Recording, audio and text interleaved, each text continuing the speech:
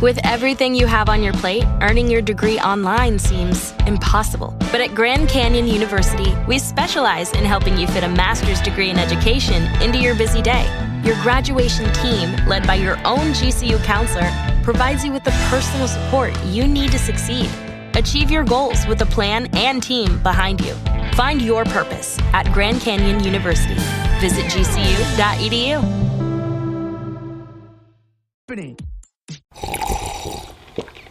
That's not just the sound of that first sip of Morning Joe. It's the sound of someone shopping for a car on Carvana from the comfort of home. That's a good blend. It's time to take it easy, like answering some easy questions to get pre-qualified for a car in minutes. Talk about starting the morning right. Just like customizing your terms so your car fits your budget. Visit Carvana.com or download the app to experience car shopping the way it should be. Convenient, comfortable. Following program are pre-recorded. Talk of the Town on Super Talk 1270. Super Talk 1270, you're tuned to Talk of the Town. I'm Steve Baca, along with Kevin Oberlander from Dakota Pharmacy, Dakota Natural Health Center, downtown Bismarck Corner Drugstore. Jeff joining us as well because, well, we're talking sports pharmacy today, and you and I are not the athletes, Kev. Jeff's the athlete in the building. Okay, sports pharmacy. Yeah. Apparently it's a thing, and it's not really anything I've ever thought of. And, okay, if I think out loud, I'm going, okay, highly trained athletes, they do B vitamin shots and different protocols and under a doctor's care and different recovery. That kind of what it is. Because there's the training, the ramping up, the competition, and then the recovery. Those are kind of the different phases when I'm thinking sports pharmacy and what an athlete goes through. Yeah, I had an invite to connect on LinkedIn with a person, and when I looked at his title, he was a sports pharmacist. And when I opened his invite, he was inviting people to participate or investigate sports pharmacy. He was a pharmacist, so it grabbed my attention. I'm a big sports fan. It's a busy time in the sports world, so I got to looking at what a sports pharmacist might do, and it was pretty interesting. There was a piece in there about nutrients and when to eat nutrients, and I went to Jeff and asked for his opinion, and he offered to come on today because he has some pretty good opinions about what that might look like. Okay, Jeff, when we say sports pharmacy, what does that mean to you? So sports pharmacy, I've never actually heard the term until actually Kevin came to me yesterday. And it really... That happens to me a lot. I know. We're good with that. And it really, spiked my interest because this is really, I think, a great role that pharmacy can serve because, where we're at Dakota Pharmacy, I think we are the premier supplement and health food store in town, if not in the region. And it allows us to be in a very unique situation where we can help with prescription medications, with supplements, with vitamins, and how that all works. And if we have testing for these sports, if we're testing for banned or illegal substances, we can look at and say, okay, these are some of the substances that are legal, these are some that are illegal, and how did your prescription drugs fit in this? Is this supplement you're taking going to test positive? That brings up an entirely different area of this because, I've got a friend of mine that had owned a testing company, and some of his big clients were the PGA and NFL. They did drug testing and testing to make sure that no banned substances were there by the league. So that's another side of it. You don't think of that as about the pharmaceutical side of stuff, but when you're thinking about, okay, this athlete has to pass that test, then, yeah, that does come into play. That's vitally important. Absolutely. I mean, I can think of, I know of 2 substances, probably 3 substances just off the top of my head that could test positive in a drug test, and it could be completely a legit prescription for you.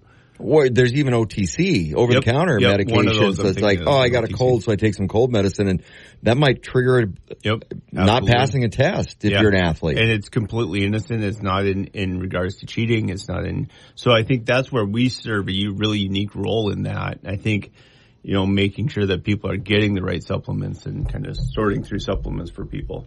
So, Kev, when coming back to what you've done in your research, how does this all, because we're going to get into the details coming up, but how does this all play into the pharmaceutical world? Because you said this is something that you really hadn't thought about. Right. Then I want to layer in the compounding side as well. Yeah. There's a place for compounding when it comes, we get into pain management and some of those things. But, it seems like every time an athlete is dinged for performance-enhancing drugs, their story is that they didn't even know that they were taking something. I'm sure oftentimes that's just a front because of the usually financial side. The fact that they've been accused. But in some cases, I probably believe that that's true. So they're on a regimen. They've got somebody that's offering them some things. It might even be in the recovery or the build up to an exercise program, but the person providing that doesn't have the knowledge to know that a component in there is actually going to cause a banned substance test. Typically it's a trainer, and right. Do you engage a pharmacist to make sure, or you'll have a team doctor in a lot of cases, but they're a doctor, they're not a pharmacist. Right. And I think quality of the substances becomes an issue because somebody may not know that what they're buying and providing to the athlete actually contains a substance that is going to cause a positive performance-enhancing drug test. So you have to know the companies that you're using. You have to know their substances. You may even need to test the substances if you're not familiar with them to make sure that there's nothing in there that's hidden. We hear all the time about regulators buying products and having them tested. There was a case in New York State where the New York Board of Pharmacy was aware of a very, very popular internet substance for fatigue and weight loss and all those kinds of things. And they bought some and tested it, and it had a steroid in it. And that's a hidden substance. And the reason that the company puts a steroid in it is people feel great. You take a steroid for a while, you're going to feel great at a risk. I talked to a guy the other day. He was asking if I knew about a company that had a certain type of a tea that he was drinking. He was buying off the internet and how good he felt. And then he found out what's in it. It had dexamethasone in it, which is a steroid. And then when he quit it, because his doctor said, you have to quit this stuff, he felt awful for a couple of weeks because he was ramped up on this steroid, drinking this tea, and then suddenly it's taken away. And that's the kind of risks that are out there for people.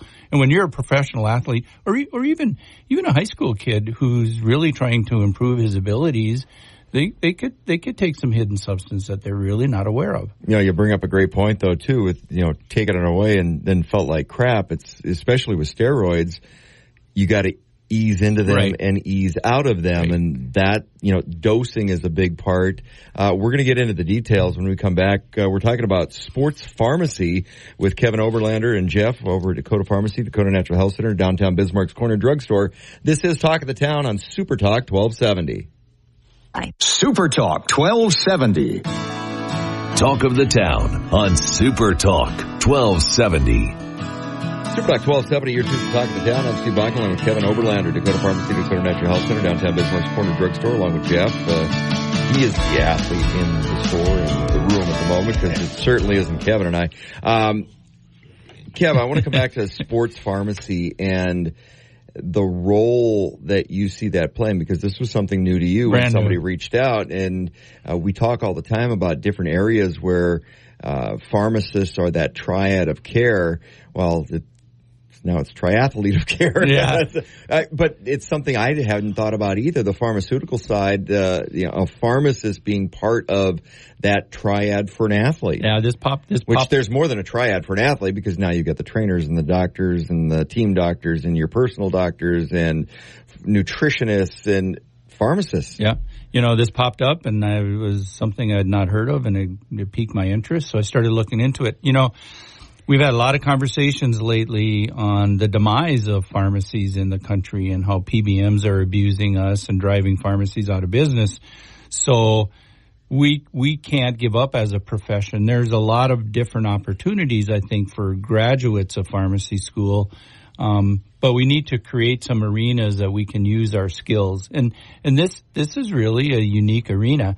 Now, if I was going to study to be a sports pharmacist, one of the first things that I think I would do would be to look at the anti-doping laws, because I don't know them. I'd have to look at the anti-doping laws and really study the worldwide doping laws to understand what's not allowed, what might trigger positive test. Those aren't standard either, because you've got high school athletic associations, right. You've got state, which covers colleges, you've got college conferences that may have their own, you've got the U.S., which are our national protocols, and then you've got the international, which covers Olympics, and there's a lot of trickle down for a lot of that, because they try to get on the same page, but everything's moving so fast, it's impossible. There's a deep learning curve for somebody that would enter into this arena. But I find it fascinating that pharmacists are starting to be part of sports teams. You talked earlier about trainers and doctors and chiropractors. Nutritionists, massage therapists. Physical therapy, and pharmacists are now becoming part of those care teams just because of the complication of medication management, what's somebody taking, and working with them. A physician is skilled at diagnosing and treating, but a pharmacist their skills now with our doctorates of pharmacy degrees is really drug interactions, drug utilization reviews, those kinds of things. And I can see where the compounding side of this comes in, because every athlete's a little different. I mean, if you got right. a 340-pound offensive tackle versus a 185-pound cornerback on a football team, their profile is going to be entirely different. So the supplements they take, one's for bulk, one's for speed, one's for strength, one's for that twitchy muscle movement. There's so many different avenues when it goes into the training side, and then supplements play a big part of that. Yeah, they do. And, in the compounding world, when you talk about ramping up to exercise, recovery, and then suddenly you have an injury, the ability to deliver a medication to a joint directly instead of ingesting it, or a combination of the two, that's really a compounding world. Putting a non-steroidal anti-inflammatory, like ketoprofen, for instance, that it's a prescription drug like ibuprofen, but we compound a fair amount of topical pain management that include things like ketoprofen, and anesthetics like lidocaines that cause a numbing, gabapentin, which is a neurotransmitter inhibitor, to control pain, to control inflammation, and limit the exposure of the medication. You put an athlete on a drug like gabapentin, and their performance is going to wane because of the side effect profile. You use it topically, you can get away from some of that. One of our prescribers, and when we started doing gabapentin topically, he was telling me, I can treat pain with it, but I put the patient on the couch. And when I do that, then I back off on the dose, and then I add a topical so that they can function and we can still get some pain management control. So again, it is that triad of care. It's the team, and now you have 10 different professions involved working for the patient. I want Jeff to tell the story about the... Yeah, because Jeff, you're the athlete in the room. So, and I was an athlete in high school and college, and it seemed like back in the day there was always, there was that steroid undercurrent, because you knew the guys on the team that were juicing, whether in high school or in college. You knew those guys that were trying to cut some corners because they just didn't have that perfect makeup to be able to compete without the little extra added edge, or they were trying to get to the next level, or whatever the case may be. There's a lot of reasons people would take different supplements. Sure. But there was also this undertone of, okay, what's the next best thing? What can I get away with that's fine? And you and I were talking a little bit about when you're looking at labeling, it's like, and proprietary, avoid that. There's tons of things out there on the market. You look at pre-workouts, probably one of the biggest things you see with proprietary blends in it, and they're boatload of herbals or whatever else. Well, I got into pre-workouts as I got a little bit older, and was you're getting older and you're trying to maintain what you were doing at a younger age, and it's like, okay, that little boost, and they made me feel like crap. Yeah, and I back in college, I was the same way. Always looking for an edge, always looking for something to make you the next best thing. And like I tell people, once you get addicted to the gym, you also get this weird body dysmorphia where it's never good enough. You're always reaching for the next thing. But when it comes to pre-workouts, they all have these proprietary blends. They all have, these ingredients. And really, some of those proprietary blends, you're not going to know what it is in because it's proprietary, right? And I was telling you guys at the break that when I was the higher headquarters commander for a hospital unit in Alaska, a U.S. Army Pacific sent out a memorandum. They had 2 Marines test positive for methamphetamines on the drug test, because in the military you're randomly drug tested. And, they swore up and down they weren't using any type of amphetamines. And it came down to what they could best determine is they were using a certain pre-workout. Both women used it, and they had tested positive for amphetamines. And that's what I think a pharmacy can bring a really unique role in there, because chemically, structurally, when we look at these at a chemical structure level, a lot of these substances are so similar to the banned substances that, and it's essentially tricking the body into the same type of response, that it's going to pop hot on a drug test. And then you're SOL. And so you got to be really careful, and I used to use all these different pre-workouts and try this stuff and look for the edge. And like you said, you kind of feel like crap on them. And I got to the point where I'm looking for, tried and true ingredients, that I know that's in there. When you look at it, it says it has X, Y, and Z. Let's come back and talk about those after the break, because I want to get into that, because there's a lot of, maybe some younger people out there listening, or people that do try to hit the gym, or people like me that are a little bit older and it's like, well, maybe I should try some different supplements, but you need to know what you're taking. We're talking with Jeff and Kevin Oberlander, Dakota Pharmacy, Dakota Natural Health Center, downtown Bismarck's Corner Drugstore. We're talking about sports pharmacy. This is Talk of the Town on Super Talk 1270. Follow us on... The comfort of your favorite seat is now your comfy car-selling command center, thanks to Carvana. It doesn't get any better than this. Your favorite seat's the best spot in the house. Make it even better by entering your license plate or VIN and getting a real offer in minutes. There really is no place like home. And speaking of home, Carvana will pick up your car from yours after you finalize your offer. Visit Carvana.com or download the app and sell your car from your comfy place. Us on Facebook, Super Talk 1270. Welcome back to Talk of the Town on Super Talk 1270. Super Talk 1270, you're tuned to Tom talking along with Kevin Oberlander, Dakota Pharmacy and Dakota Natural Health Center, downtown Bismarck's Corner Drugstore. We're talking with Jeff as well. And Jeff, we were talking going into the break about how certain substances may mimic and trigger a banned substance on a drug test. I mean, and we're talking about sports pharmacy here. What do people need to know as far as what is good for them and what is not for them? Because, banned substances are banned for a reason. A lot of times it's because, okay, well, this could give you a competitive edge, but it gives you a competitive edge at what cost? Exactly. That's the big part of this. It's like, no, it's banned because there's some bad effects from taking that. Sure. And I mean, some of when we look at a lot of the typical bans, it's testosterone-based anabolic type of steroids and stuff like that. And yeah, long-term use of those definitely have adverse outcomes. Use of mineral corticosteroids to help reduce inflammation, to aid in recovery. Again, long-term use of those have some really adverse effects. But there are a lot of tried and true supplements out there that have been used for years. They show good benefit in recovery, in performance, and a lot of those are like creatine's a huge one that a lot of people use prior to working out. Again, when you're looking at a creatine-based product, the one that I use is strictly creatine. It's not, I don't have a bunch of proprietary blends. I don't have a bunch of other fillers, stuff like that. The other thing is protein powders. Protein powders, again, tried and true supplement. And, you think about it, like they've been out forever. Tons of different protein powders on the market. Again, what I look for in my protein powders, I'm using it as a protein supplement.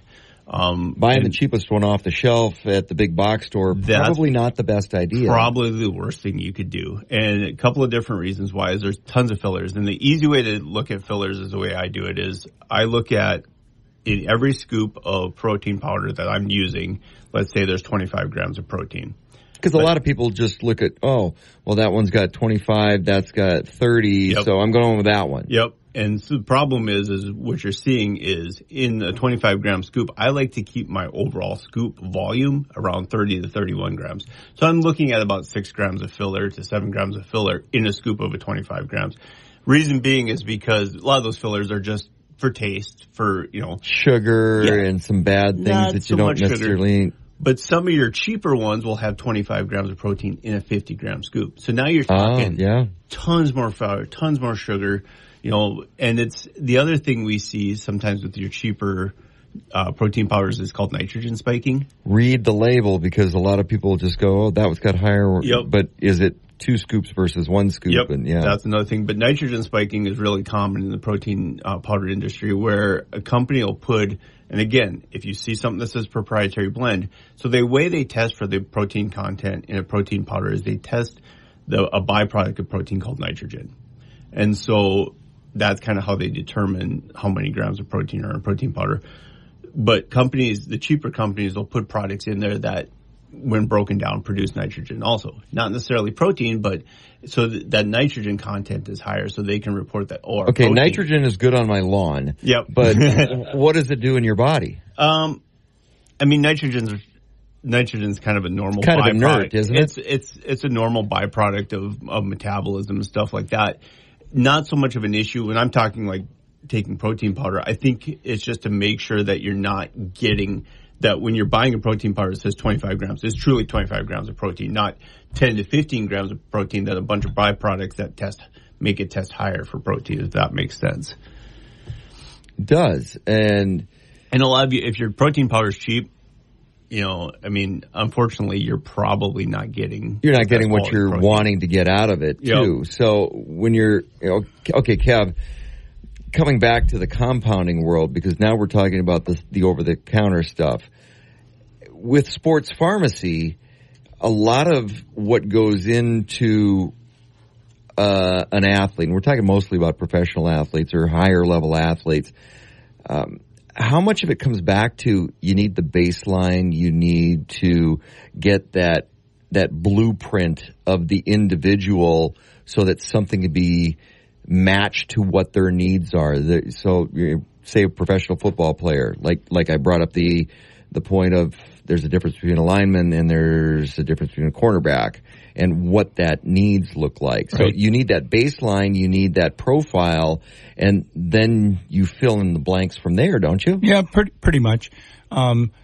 Circle back to what Jeff was just talking about.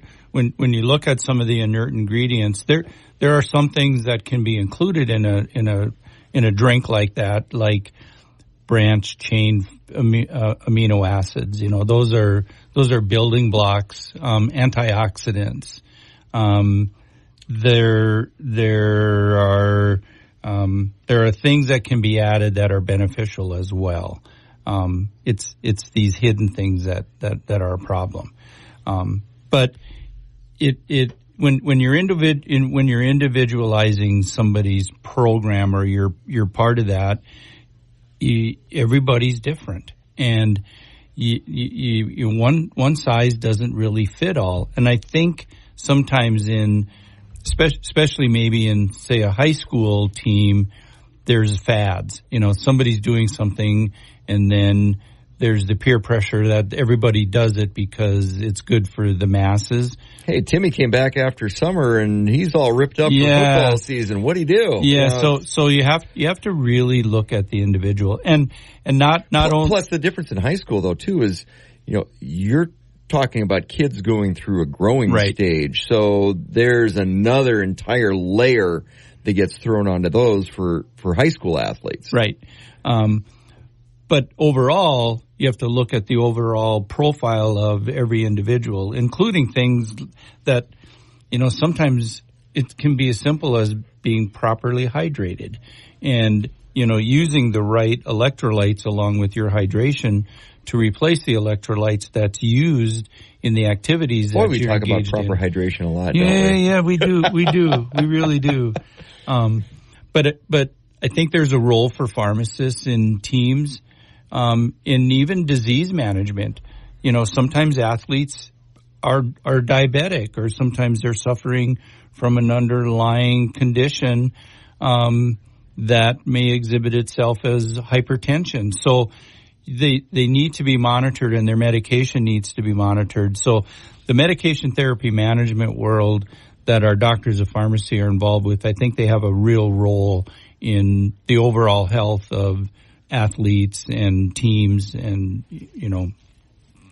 people in general. So, all right, I'm going to go back to professional football again. Great example, if you're a Minnesota Vikings fan and you're a professional wrestling fan, Roman Reigns, WWE champion, who was a Minnesota Viking for a very short period of time, but didn't pass the blood test because they go, hey, wait a minute, I forget what it was. I think it was leukemia or something.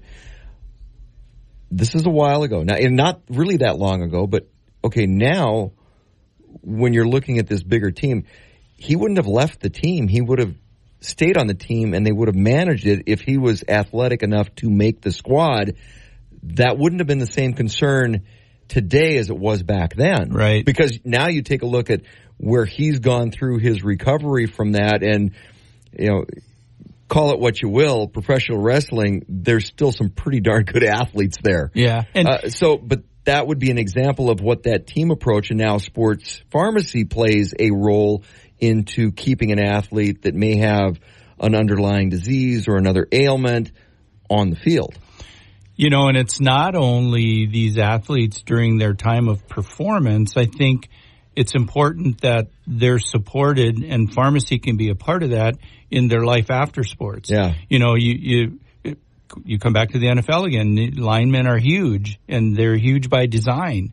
When they retire, oftentimes they get smaller. They get a lot smaller. They hope. But if they don't, then they're going to have more health issues as they age. So to be part of their healthcare team moving forward, because teams take care of their retired players and they part. understand the cost because of the pension and the retirement plan that goes along with that, and taking care of those athletes that, it was kind of standard practice that, yep, you're going to have your knees replaced or you're not going to be able to get out of bed. That was from the 70s to the 80s. It's getting better now, and you see that weight loss, and it's not, which brings up an interesting question I'll ask you after the break. This is Talk of the Town on Super Talk 1270. Super Talk. Man, that sunset is gorgeous. Grill, patio, sunset. Hard to get better than that. Unless you're browsing Carvana's inventory while you soak it all in. Oh, burger time. So sit back, get comfortable. Carvana's got thousands of cars under $20,000 just waiting for you. I could stay here forever. Carvana, where car buying meets comfort meets convenience. Download the app or visit Carvana.com today. Talk of the Town on Super Talk 1270. Super Talk 1270, you're tuned to Talk of the Town. I'm Steve Bachman, along with Kevin Oberlander, Dakota Pharmacy, Dakota Natural Health Center, downtown Bismarck's Corner Drugstore. We're also talking with Jeff, and we're talking about sports pharmacy today. And, okay, interesting question I was thinking about going into the break is when you see the rapid weight loss from an athlete and a lineman, for example, in the NFL, when they retire, it brings up the question now, how much of that is natural and Right. natural ability and natural size. And how much is it the training / chemical engineered part of an athlete? Because you see a guy that Whitworth from the Rams, a great example, and he dropped 70 pounds like that, boom.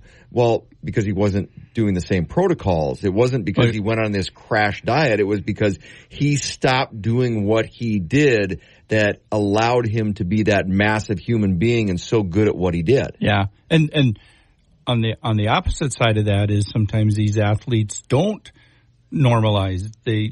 I was at a compounding. Well, and then you see guys having weight issues. Right. So I was at a compounding conference a few years ago, and one of the guest lecturers was, he was a brain health expert, and his name was Dr. Amen. And one of his clients, he brought up on the stage, he was an ex-NFL player, and he looked great, but his story was he remained morbidly obese. His diabetes got out of control. Just think about the head injuries that are underlying in these athletes, and they're not really addressed. That was this guy. So he was homeless. He had lost most everything. He finally found Dr. Amen, and Dr. Amen turned his life around. That story was more common than people thought from athletes in the 70s, 60s, 70s, 80s is where it turned. Yep. And it was really with nutrients, eating the right foods, mild exercise because his joints were destroyed, but he recovered. He looked great. He had a company. He was an entrepreneur. It was a really, really cool story. So, Jeff, you're the athlete in the group here, and how much, same question, how much of it is engineered when you're looking at a professional athlete versus natural ability nowadays? I think when you look at... You got to have a foundation. Yeah, absolutely. I think natural ability gets you so far. And then, you look at when you hit the professional level, it's everything from your diet to the supplements you're taking to the timing to everything. I mean, everything's designed. Let's talk endurance athletes because that's really what I know. So when it comes to an endurance athletes, you look at where you want to peak for the year. Like, you build your training program about when you want to peak. I'm going to the Boston Marathon. Yep. So you want to peak, March or April, whenever the Boston Marathon is. And so your training, the running volume that you're doing, your nutrition, all that stuff is designed to peak at that level. And then, so really, nutrition is the foundation of it. Supplements can help. But we can't, if you're going to eat like I said, I wish I knew this stuff in college because I ate like crap and I took a bunch of supplements trying to make up for deficiencies, where I think nutrition, when it was all there in the food in the first place. Yeah. And you could do all this stuff in the food, but unfortunately we just don't. So nutrition is the foundation, but when we're talking about endurance athletes, and carbo loading is a common term we see where people want to make sure that we're replacing the glycogen stores in the muscles when you're doing long endurance events. So, you want to make sure you're eating enough carbs prior to the event. And then it's a quality of carbs you eat, pasta versus potatoes versus... Football, team meal, Friday afternoon, pasta bar. That was common. Yeah, and then during exercise, they say you want to eat, depending on the exercise, and it's usually endurance workouts over an hour long. Usually you have enough glycogen stores in your muscles will go through an hour pretty easily. But they say anywhere from 30 to 90 grams of carbs per hour to replace your glycogen stores. The problem with that is a lot of it has a lot of GI issues. But generally people would try and do anywhere from about 60 grams of carbs an hour. And that can come from various things, gels, sports drinks to, bananas, oranges, all that stuff. So, and then, we look at protein. There's a term that floats around with protein called the anabolic window. So, and this is big in weightlifting or stuff like that, where people will be like, oh, you got to drink protein within an hour after working out. And, hour or two after working out. And that's really been, in my opinion, kind of getting debunked, where we see that last a lot longer. So much of it is timing in your nutrients and your supplements. Okay, Kevin, timing in the nutrients and supplements, and we've talked about this in the past. This has come up before and we talked about it in terms of dosing and when you dose and where you dose and different delivery methods. all of this plays into the timing. So that's a big part of sports pharmacy is when are you taking these supplements? When are you? Why? Where? How much? All of that comes into play here. It does, but it really comes into play for the common customer that walks into our store. When do we take things? How much do we take? You know, sometimes we get patients that come in and say, I'm doing this and this and this. And so are you splitting your omegas? Are you splitting your fats? No, I just take everything in the morning and I take everything at once.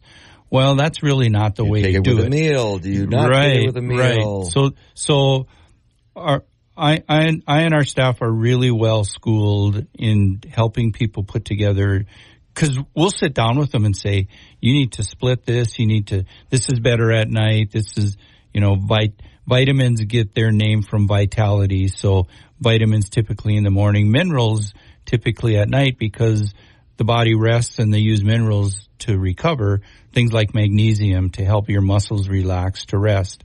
So there's not only is timing critical in the food intake that Jeff's talking about in the athletic world, but I think it's really important in the common patient that they know that timing of what they're doing is very, very important as well. Bottom line, a lot of it comes back simply to nutrition and whether you're getting that through the foods, which you should, and whole foods, which you should, not the processed stuff, right. If you can avoid that. But then look at the supplement side, but you got to start with nutrition. Yeah, an empty calorie diet and you're supplementing it to cover that up is not healthy. So supplements are what they're for. They're to supplement the nutrients that you're getting from your foods, which is really the baseline.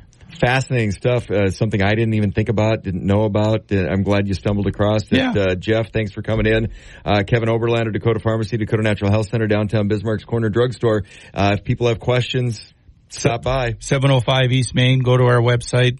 Check out our YouTube channel. We have some really cool videos on there as well. Serenity University. Serenity University. Be sure to check it out. This is Talk of the Town on Super Talk 1270. Welcome to May 2nd on the National Day calendar. Today, we're digging up culinary diamonds and dipping into a flavorful fiesta. Truffles have a rich history that dates back to ancient Egyptians who enjoyed them in goose fat. In the Middle Ages, monks were forbidden from eating them due to their reputation as an aphrodisiac. The French dubbed them the diamond of the kitchen. Known for their distinct flavor, truffles are a gourmet ingredient sought after by chefs worldwide. So on Truffle Day, let's appreciate these culinary gems that come right from the heart of Mother Earth. I just saw the most amazing thing in my entire life! First you gotta do the truffle shuffle. Come on!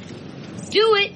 So, I know you like truffle and French fries. I like truffle and pasta. I like truffle mac and cheese.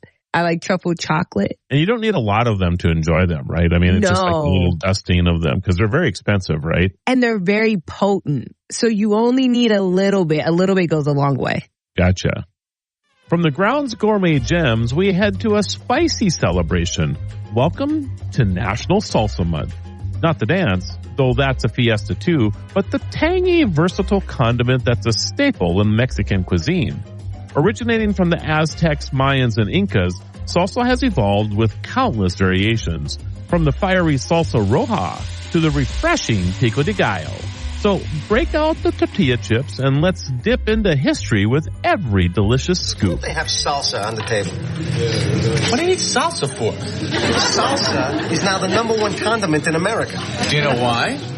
Because people like to say salsa. I am a salsa lover. Oh my goodness. And the pico, I love pico. Give me some chips, red salsa, some green salsa, some habanero, some sweet, some spicy, some mild, and a little salsa dancing. Sign me up. You got it. Let's do it. And let's go grab some margaritas with it. Grab your keys. I'm LaToya Johnson. I'm Marlo Anderson. Thank you for joining us on our journey to celebrate every day. And don't forget to share your Truffle Day and Salsa Month celebrations with us using #DestinationCelebrationShow. Until next time, keep celebrating. Talk of the Town. Weekday mornings starting at 9 on Super Talk 1270 and the free Super Talk 1270 mobile app.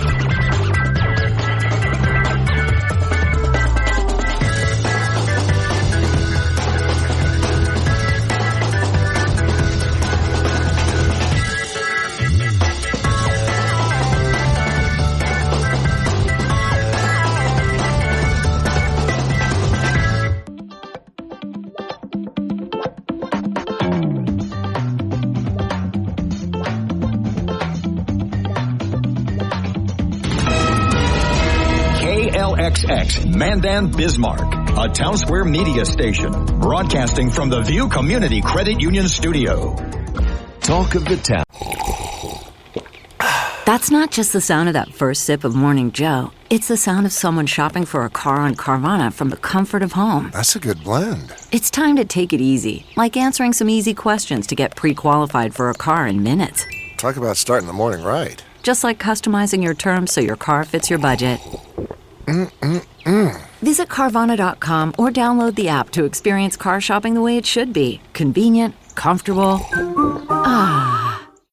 Weekday mornings starting at 9 on Super Talk 1270 and the free Super Talk 1270 mobile app. Portions of the following program are pre-recorded. Welcome back to Talk of the Town on Super Talk 1270. Super Talk 1270, you're tuned to Talk of the Town. I'm Steve Bakken, and great event coming up. Bismarck's Race for Parkinson's. That is right around the corner on Saturday, April 27th at Sertoma Park. And we've got one of the board members in, one of the organizers in with us to talk about it. Donna Fricke, you're one of the board members. Give us a little background, because this is, what, the 14th year for this now? Right, yeah. So we didn't even miss a race during all the things that were going on. The silly stuff, yeah. Yeah, the silly stuff. A couple years ago, yeah. So we started 14 years ago, and we're still going 14 years later. So it's pretty cool. 2024 and 14th year. Well, tell us a little bit about, okay, so Parkinson's, not, maybe somebody's not familiar with the disease, and it is truly a tragic disease. So, raising funds, trying to find a cure, better treatments. That's what this is all about. Right. And the big thing we do is supporting people that have been diagnosed with Parkinson's or may think they have or whatever. And it's amazing the people that come to our different meetings. So we meet the second Thursday of every month at at the Benedictine Living Center. And it's really hard to... Parkinson's affects people in different ways. So it affects your nervous system. Yeah, it's a nervous system disease, but it manifests itself with the symptoms in a lot of different ways. Right. So that means when you're trying to manage treatment, because again, like a lot of neurological or a lot of diseases, diagnosing it early is very important because you can manage things a little bit better. But with Parkinson's, you don't know what those symptoms are because it could be anything. It could attack so many different parts of your body. So it's one of those diseases that's a little hard to diagnose as well. Right. So sometimes it could be the gait. It could be the way your facial expressions are. It could be a slight tremor or shake or something, which if you see a lot of people do that. They shake their legs or their arms or hands or whatever. Even young kids do that. So, you don't know for sure how it's affecting different people. And, my husband was diagnosed with it in 2018 and right after he retired. And so it was really hard to know, wow, I didn't realize that he was probably dealing with this. But as I look back, I go, there probably were warning signs that just you didn't know, and getting that diagnosis, if those warning signs would have manifested into a diagnosis earlier, better course of action, right? Right. So little things like, okay, smile when you're taking pictures. And he's like, I am smiling and thinking, oh, it could have been part of that, symptom, that he was having. So exercise, diet, looking at what you're eating and drinking and things like that is so important. So what are some of the signs that people should look for? Because, we talk in this program, I talk with Kevin Oberlander, Dakota Health and Dakota Natural Health Center and Dakota Pharmacy, and we talk about the triad of care, and you're your best advocate for a lot of things, and you need to be. What are some of the things people should look for because I say this all the time. It's like WebMD was probably the best and the worst thing for healthcare ever, because everybody kind of turned a little bit into a hypochondriac because, I got this because I read it online. But what are the things you look for that you should bring up to your healthcare provider? It's like, hey, I've got this going on, this going on, this going on, this going on. What are some of those symptoms that people should look for? Because I don't know. It's a North Dakota thing. It's like, I'm fine. Just rub some dirt in it. We'll be fine. You don't go to the doctor for every little thing, but there's some little things you should watch for. Yeah. Yeah. And I'm not a doctor, so I can't totally tell you all, the different things, but like a gait, that would be one thing. You're shuffling and you're not picking up your feet. That could be a symptom of some things. And then the swinging of your arms. Sometimes they're like in a steady, they're just not moving like they should when you normally walk. The face, I mentioned that already. And the interesting thing is I have an uncle that studied Parkinson's throughout the world. So he's been doing this, and we've been talking about it for 50 plus years, never really thinking that it could affect somebody in our family. People that have worked in farming, agricultural kind of areas, sometimes if you're exposed to different chemicals, it could affect your brain, but that's with anything, right? And North Dakota does have a high percentage of Parkinson's patients. So a lot of the things you should be looking for, you don't necessarily notice right away because there's a little creep. It's incremental and it's slow over time. So, in a lot of cases, a significant other, family members need to speak up because they're the ones that are probably going to notice something before the individual with Parkinson's or potentially Parkinson's would notice it themselves. Right. And there's some natural things you can do. Like I said, exercise and drinking more water, not soda, not coffee, but increasing your water we're both intake. In trouble this morning because that's not coffee. Oh, okay. Well, mine might be Diet Coke. So yeah. Little bit is okay. They always say, but not, like 3 pots of coffee. I'm just going to throw my little thing in, like Mountain Dew and some of these sodas, that people drink when they're are on a 10-hour shift or 12-hour shift or whatever. I think it does affect their body and what they if you're over caffeinating to try to stay awake or get that extra kick, it's like, well, that's affecting your nervous system. That's how it works. So, and I've read a lot of different studies that it could or could not affect, but, why take the chance? Right. So I have a grandpa that said, too much of anything isn't good for you. Right. So a little bit of, exercise is good for you. A little bit of caffeine might be okay. Things in moderation. In moderation or whatever. I'm an advocate for drinking lots of water. If you look at your body weight and you try to drink half that your water at least, I think that really helps. Our whole body is made of 98%. Oh, good Lord, I'll drown. You won't though. It's amazing. Yeah, you measure it out and you're going, oh, okay. And you can do it. So, but exercise is really, really important and having happy things to do. Like tonight we're having some friends come over to play cards.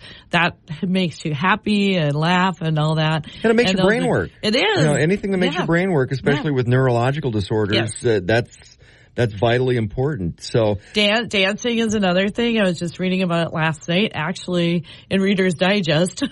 And they had a whole thing about dancing and how it affects people that have Parkinson's and other neurological diseases and things like that. So listening to music and those kinds of things are very, very important. Well, thanks for bringing some light to this and being on the board and putting this on. And every year, 14 years now, going to really fight a dreadful disease. It really, and it's slowly debilitating. I think that's part of the worst part about it. Deidre Hillman with us as well, and you're kind of the bigger picture organizer of this great event, all kinds of cool stuff going on. Tell us what people that would come to the walk get to experience. Yeah, I really become an extension of the board temporarily, getting to plan this event with them. This will be my third year helping them plan it. And we're aiming for record numbers. We would love to see over 500 participants. And although it's called the Race for Parkinson's, it is really a big fundraiser for them that goes throughout the entire year. You know, they spread that money out and put it to use throughout that whole year. And it's not just a race. Yes, there are runners that come, and we time those runs, a 5K and a 10K. But it is incredibly family friendly and all age adaptable for walkers as well. Let's come back after the break and talk a little bit more about the event itself, because there's so many different pieces to this, and it is for everybody. We're talking with Deidre Hillman and Donna Fricke. Race for Parkinson coming up on April 27th, Saturday at Sertoma Park. More details on the way on Super Talk 1270. Super Talk. Man, that sunset is gorgeous. Grill, patio, sunset. Hard to get better than that. Unless you're browsing Carvana's inventory while you soak it all in. Oh, burger time. So sit back, get comfortable. Carvana's got thousands of cars under $20,000 just waiting for you. I could stay here forever. Carvana, where car buying meets comfort, meets convenience. Download the app or visit Carvana.com today. Talk of the Town on Super Talk 1270. Super Talk 1270, you're tuned to Talk of the Town. I'm Steve Bach along with Donna Fricke with the Race for Parkinson's. She's a board member fighting Parkinson's disease. Also Deidre Hillman here. We're going to get into the event coming up in just a few seconds. But as far as support, Donna, there's, you know, when somebody gets diagnosed with something and whether they have family or not that's part of it, you know, the first thing that goes through your mind is like, okay, now what? Right. And that means, where do I find the support? And there's support out there for Parkinson's. Right. So we're living with Parkinson's. And it's how do we do that? And so we have group meetings on the second Thursday of every month. If you go on Facebook, you can find the Bismarck support group on the Facebook there. And then we have special events. This run is one of them. We have a really fun picnic in August, and we do it the second Thursday of August. In September, we have our Parkinson's seminar, and that has been amazing. We've had 250 plus people that come to that. Wow. Yeah, so actually last year we had Jimmy Choi that was on the Ninja Warrior things, and he was phenomenal, and he stayed around and talked to people, and it was so amazing. And then we have a Christmas party, which is another fun thing for everybody to just kind of hang out and get to know each other and have fun together. So bottom line, when you are looking at Parkinson's, there is help out there. There's support, right? Yeah. So we can't control that we have Parkinson's, but we can control how we live with it. Yeah, and it is, to a certain degree, a manageable disease at this point. But again, like so many other diseases, we're looking for the cure. Right. So that's where events like the Race for Parkinson's comes in. Deidre, this is one of those, it's for the entire family events, right? Absolutely, 100% family-friendly event on a nice, beautiful Saturday morning. Donna does a great job predicting the weather about 6 months in advance. Even this year or last year or, yeah, okay. Yeah, actually last year turned out pretty nice. Yeah, last year was nice. Yeah, it's like the only nice weekend all winter. But we say dress in all layers because as the morning goes on, it does warm up. But yeah, it's absolutely family friendly. We actually have a kids fun dash. And so all the littles do like 100-yard sprint, and that's always fun to watch. That's in between the kickoff of, we get the runners kind of going, the competitive runners out of the gate, if you will. While they're running, we do then the kids fun dash, and then the walkers will get started on their either 5K walk or 1 mile walk. And then there's a virtual option as well. Because this is a fundraiser and an opportunity to share a story of impact, we absolutely encourage people from around the country also to register a region, and they can participate virtually. The virtual side is really, with COVID and it kind of got legs and people went, this is kind of fun. I can participate and I don't even have to be there. And we do. I didn't look at the numbers this morning, but I think you guys have about 30 or so people every year that participate virtually, and that number continues to grow every year as well that I've been involved. And we have family members that they can't be here for that day, but they're going to do it another time with us, and it's cool. Yeah. That is so cool. Okay, so walk us through the day, walk us through registration, of course, and I want to give you a few minutes to talk about some of your sponsors because that's the big part. We've got so many great community sponsors that pitch in for a lot of great events, and this is another one of them. Yeah, the sponsorships this year have been tremendous in their support. And I think encouraging some of the messaging when we approach those sponsors of how the dollars are used. It's not just to offset the cost of the event itself, but it's bringing in speakers for their annual seminar or, going towards their picnic and community around Parkinson's in our local area has made a difference. So those sponsors came on this year. They were over $10,000 in sponsorships alone. And so that's phenomenal. That will go a very long way. But you ever think how blessed we are to live in a community that gives and gives and gives and we are so lucky. Very grateful. Very grateful. Okay, so walk us through the day. The morning of registration. So you can register online right now, and I absolutely encourage you to do that because we've got some very cool T-shirts that you get, and it's guaranteed to get a T-shirt if you register before April 9th. If there are T-shirts remaining after April 9th, it'll be first come, first serve. So register online. We use a tool called raceentry.com. So you just go to raceentry.com, type in the zip code 58504. It's the only or one of the first races that pops up. Or as Donna mentioned, through our Facebook page. Everything's on the social handles somewhere, so you can just search race for Parkinson's and you'll find it. So you get registered for your activity. If you're not sure if you're able to make it, then just show up on Saturday morning. And we have a walk-in registration table if you're a last-minute decision maker. But for those that have pre-registered, you pop in, grab your T-shirt and your race number.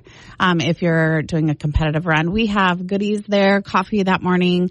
Bears Cat is a great sponsor, and actually we get some Bears Cats donuts that are specially made for Parkinson's. And water, by the way. There will be water. There's water. And then the activities are staggered. So again, if you are a runner, you want to be there bright and early because that's the first thing that kicks off is the run. Then the kids' fun dash, and then the walks begin. So the 5K or the 1 mile family walk. Saturday, April 27th at Sertoma Park. So where is the registration and bib pickup? It's in the shelter right next to the amusement park. It's the best place. So if you see it. Love it there. If you see all the little mini roller coaster, you're in the right spot. Competitive 5K and 10K run. So the registration bib pickup starts at 8 a.m. So get there early. 9 a.m. for the competitive 5K and 10K run. Kids Fun Dash at 9:15. Also a 5K walk at 9:30, which I'll probably be doing that one.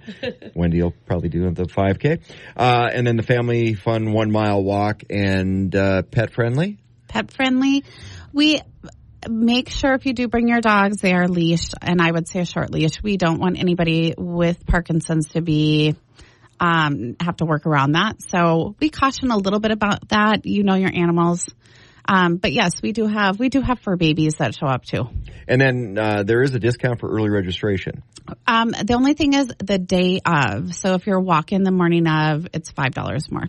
So early registration $30, day of $35, Kids Fun Dash just $15. Correct. So again, great family event, great way to help out and try to stop a really nasty disease that we all want the cure, right? A lot. Yeah, affects a lot of people, especially in North Dakota. The numbers in North Dakota are really kind of a little crazy. So raceentry.com, you can scan a QR code if you see the poster somewhere or on the social media page, all kinds of cool stuff. So that QR code this makes things so easy. It does.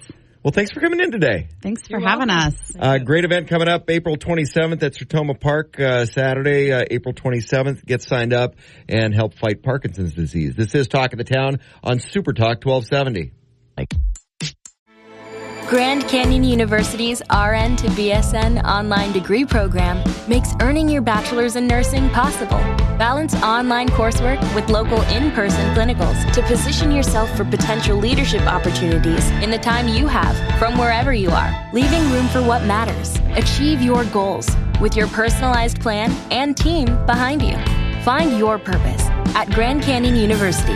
Visit gcu.edu. The Talk of the Town on Super Talk 1270. Super Talk 1270, you're tuned to Talk of the Town. I'm Steve Bakken, and joining from the program, Evan Anderson and Lakin DeMoret with Lemonade Day. That's coming up. That is so exciting. All right, let's start at the beginning and give a little backdrop to Lemonade Day.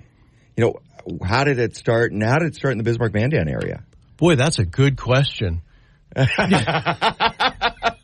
Okay, Caitlin, we are going to have you talk. So a little backstory with Lemonade Day and how it got started. The involvement of the Bismarck Mandan Chamber EDC and, kind of when it started. Yeah, so Lemonade Day is actually a national program that is ran by Lemonade Day National. So Lemonade Day National was kind of introduced to the Bismarck Mandan Chamber EDC, and the Bismarck Mandan Chamber EDC thought this would be a great program to teach kids about the importance of entrepreneurship in our community and really build those business leaders early on. And it's really come a long way, and, a lot of different community involvement. You, Evan, with Gizmonics have been a big part of this, and Lakin, what's your role with this? Sure. I'm on staff at the North Dakota Women's Business Center, so we help entrepreneurs start and grow their business every day. So great fit, great synergy, and is there ever a point that it's too early for kids to start to be entrepreneurial? Oh, not at all. I guess I was really excited. This is my second year as city champ. It's a 2-year stint. You get a belt with that?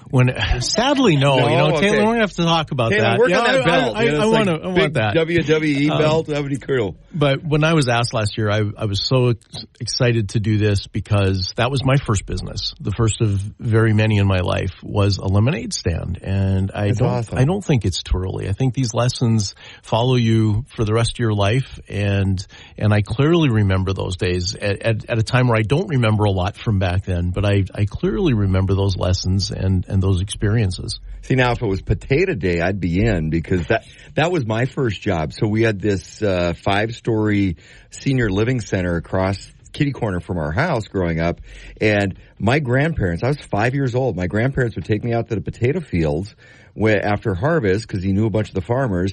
I would pick potatoes, and then I would take them home, wash them, bag them, weigh them out in 5 and 10 pound bag, and I would take my little red wagon and I would go around the neighborhood and selling potatoes, and I'd go over to the senior center selling potatoes. That was my first job. I was 5 years old. Nice. And, similar concept. Same concept. I mean, you're running your business. Yep, same concept, running a business.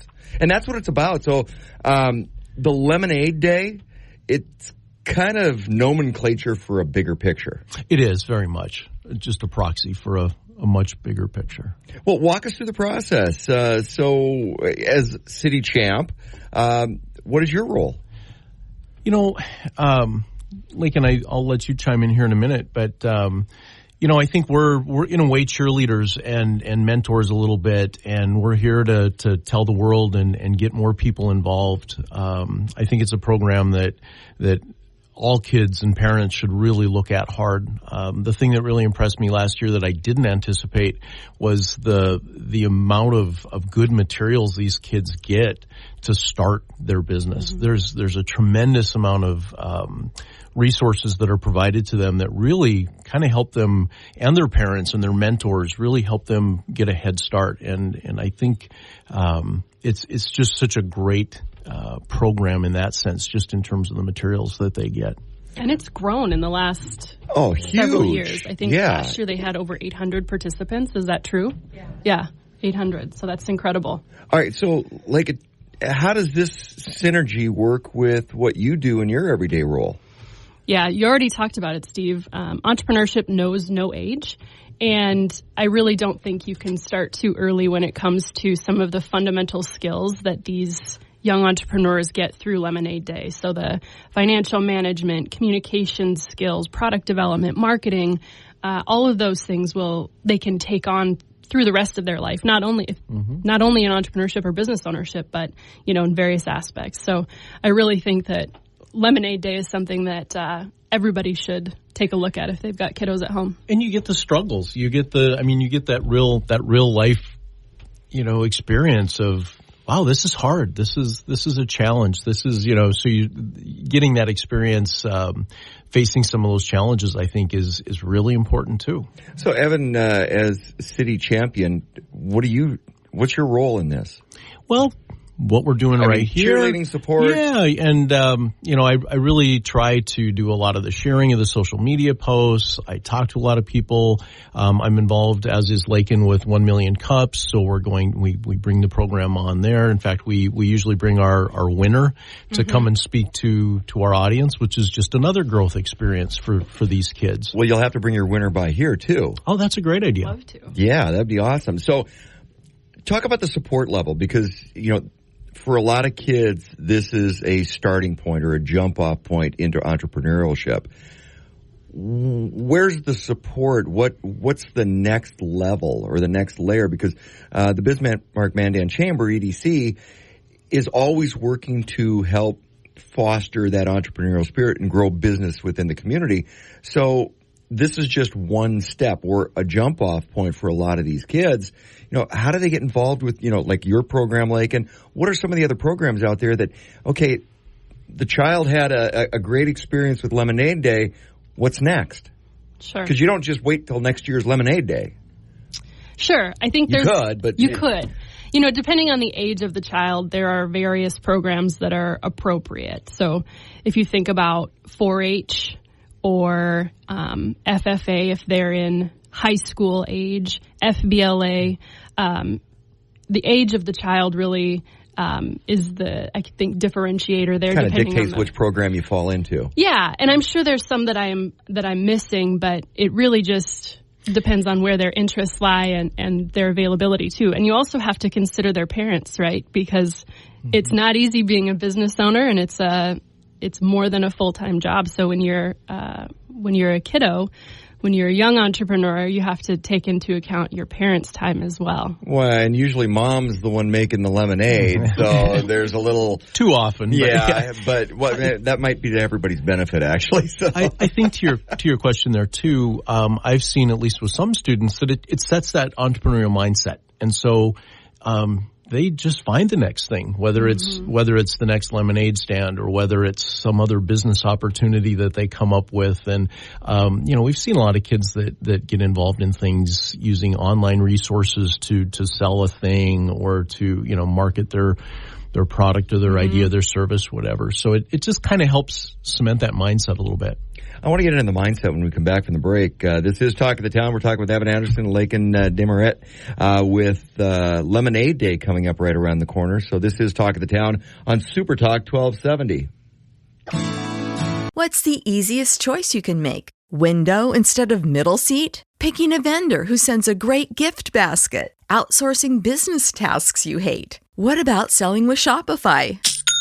Whether you're selling a little or a lot, Shopify helps you do your thing, however you cha-ching. Shopify is the global commerce platform that helps you sell at every stage of your business. From the launch your online shop stage to the first real-life store stage, all the way to the did we just hit 1 million orders stage. Shopify's there to help you grow. Whether you're selling scented soap or offering outdoor outfits, Shopify helps you sell. Wherever and whatever you're selling, Shopify's got you covered. Sign up for a $1 per month trial period at shopify.com/try. Go to shopify.com/try now to grow your business, no matter what stage you're in. Shopify.com/try.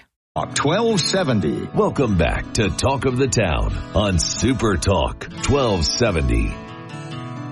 Super Talk 1270, you're tuned to Talk in the Town. I'm Steve Bach, along with Evan Anderson, Caitlin Houle, and Lake and Desmarais with Lemonade Day coming up right around the corner. We've got some dates we're going to talk about here in just a few minutes and how to get your kids involved with Lemonade Day. But we're talking a little bit about the mindset and building that entrepreneurial spirit. Evan, how do you do that? I mean, what is the mindset you're trying to foster? Because it's not like a kid goes, okay, I want to start my own business. I've got a nephew that got very entrepreneurial a couple of years ago because he liked the money, started his own lawn service, and did very well with it. Great high school job for him. In fact, he was busier than he thought he was going to be, but committed to it. Right. Going back to the younger kids that are starting a lemonade stand, what's the mindset you're trying to foster? Because I know you're involved with Million Cups and you deal with entrepreneurs all the time, but there's a mindset you're trying to create. Right. Ultimately that mindset is really built around resilience, but I think the money is kind of an early hook. It's like this notion that I can actually earn my own money here. So that might be the hook.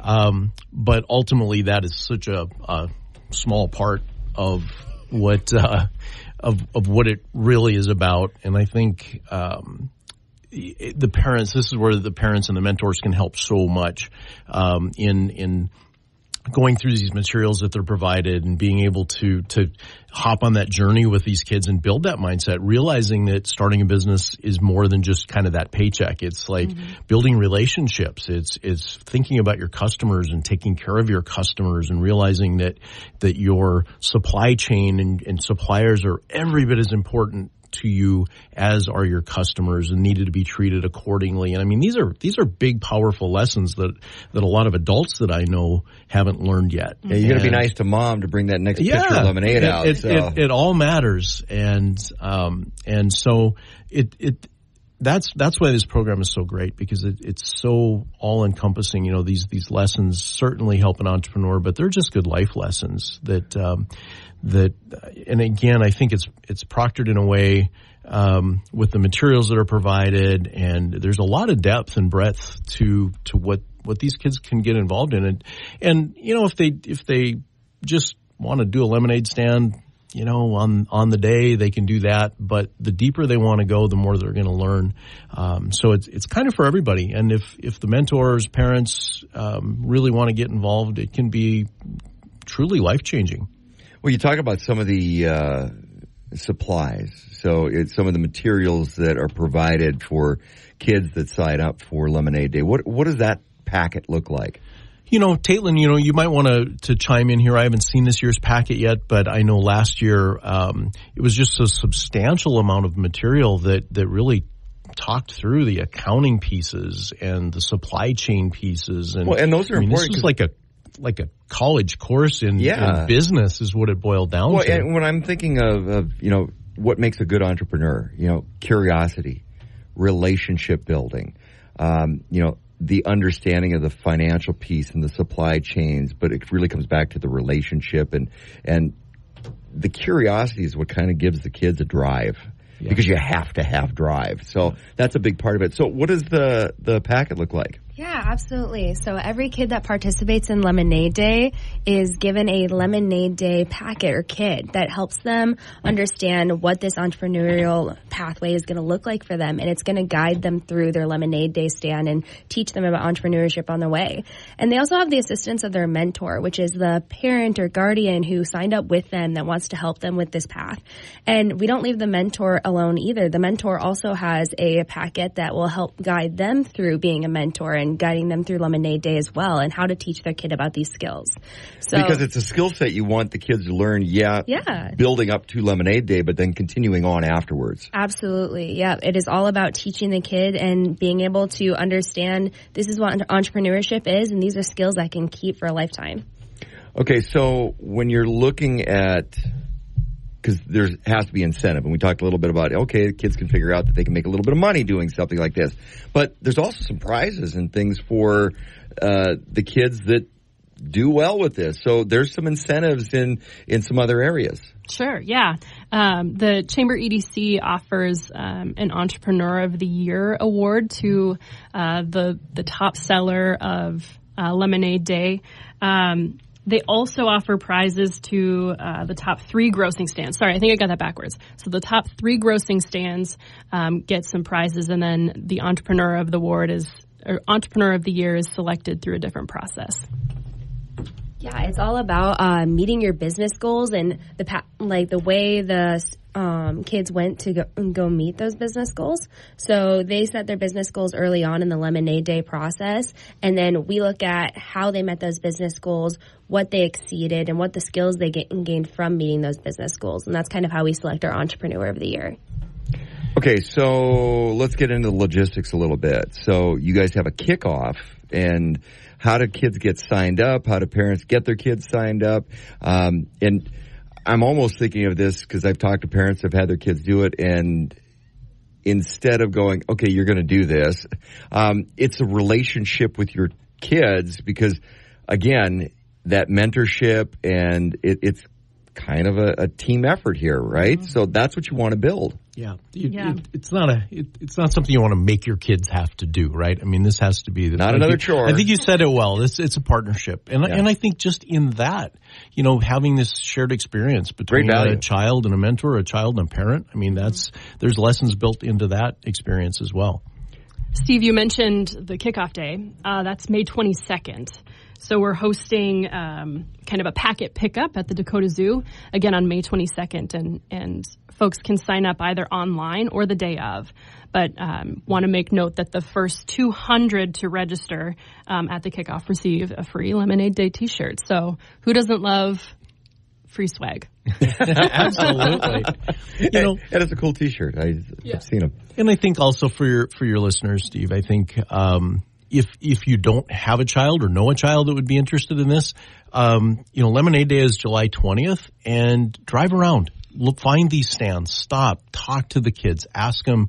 That's one of the cool things about being a city champion. We get to go out there, we get to meet these kids, we get to ask them questions about their experience and about their business. And it's so much fun to interact with these kids that have been on this journey, and they're kind of having that culmination of all of that work. And so I really encourage people to get involved in that way, if nothing else. Well, I actually mark it down on my calendar because I like to bike ride. And so that is I'm going to see how far and how many lemonade stands I can hit riding my bike around that day. So that's kind of my little goal, and it's good exercise too. I like it. And when you're riding a bike, it's like, okay, I could really use a lemonade right now. Hey, look, there's a stand. It works out perfect. Yes. Great symbiotic relationship. I should have biked last year. I think I had like 8 glasses of lemonade and a snickerdoodle. I was so jacked up on sugar. There's a method to my madness, Evan. I like it. So Lemonade Day, July 20th, kickoff May 22nd at the Dakota Zoo. What's the website as far as people getting lined up? If you want to go online with the Chamber EDC and get signed up for Lemonade Day or find out more information about it, great resource right there. Yeah, it's Lemonade Day /Bismarck Mandan. Pretty simple. You can register there. Yeah, absolutely. Guys, thanks for coming in today. Great event, and I want to get the champion on later, and we'll talk soon again as we get a little closer to the event, because I know that it's an evolutionary process, and walking through it it's so good for the kids. So thanks for coming in today. Thanks for having us. This is Talk of the Town. Don't forget Lemonade Day coming up. Kickoff May 22nd at the Dakota Zoo. You can get signed up the day of, or you can go on to Lemonade Day at the Bismarck Mandan Chamber EDC website. Lemonade Day this year, July 20th. And biking around's not a bad idea. This is Talk of the Town on Super Talk 1270. Welcome to the School for Startups Minute with Jim Beach. Believe it or not, you have a lot to be grateful for. Spend 10 minutes and make a list. It will be longer than you think. Embrace it. Be happy that you have things to be grateful for. It is a reason to celebrate and to feel better. In just a second, I'll give you another tip on how to embrace gratitude as part of your daily life. Are you ready for the Corporate Transparency Act, the new federal disclosure law for nearly every LLC and corporation? Failing to file means penalties of $10,000 and 2 years in jail. I'm Garrett Sutton. And I'm Ted Sutton. We're the father-son legal team at Corporate Direct. And we're here to help with all your filings. Visit us at corporatedirect.com to learn how to avoid the penalties. Or how to set up an LLC the right way. That's corporatedirect.com Get a free 15-minute consult. That's right. We're here to help. CorporateDirect.com. Remember that there are millions of people that are worse off than you. Open the newspaper and read about the horrible things that people do to each other. Be glad that you are not the one that they are writing about. Visit a hospital and just hang out in the lobby, and you will see that you have a lot to be grateful for. Reach out to an organization helping orphans or disadvantaged, and you will see that you have a lot to be grateful for. It's an old saying, but it's true. You could be a lot worse. Talk of the town. Local, interesting. A lot of things going on with flood insurance in the Bismarck-Mandan area, and some things you need to know concerning the Missouri River, and some changes that have taken place. And, well, are you even going to be able to get flood insurance? Community events. Home Builders Association Parade of Homes going on. Started yesterday. We'll get the update on that as well this weekend on Super Talk 1270. Community organizations. I'm Steve Bakken along with Sarah Kelsch from the Bismarck Cancer Center. I want to talk about the mission and where the mission has gone for those that are served that are dealing with the cancer fight. What's going on in our community? That's Talk of the Town on Super Talk 1270. If you missed the show, check out the podcast on demand on the Super Talk 1270 mobile app. Talk of the Town thanks our sponsors: Big Boy, Dakota Pharmacy, Benchmark Mortgage, Trademark Realty, Silver Ranch, and Runnings. Talk of the Town with Steve Bakken, Monday through Friday, 9 to 11 on Super Talk 1270 and the free Super Talk 1270 mobile app. Whether it's turning into high school football games, monitoring the patterns of incoming storms, or catching your favorite talk show, these are just some of the ways listeners depend on North Dakota's AM radio stations. And we need your help. Text AM 52886 and tell Congress to keep AM radio in cars. This ad is aired by the North Dakota Broadcasters Association and this station. Talk of the Town, weekday mornings starting at 9 on Super Talk 1270 and the free Super Talk 1270 mobile app.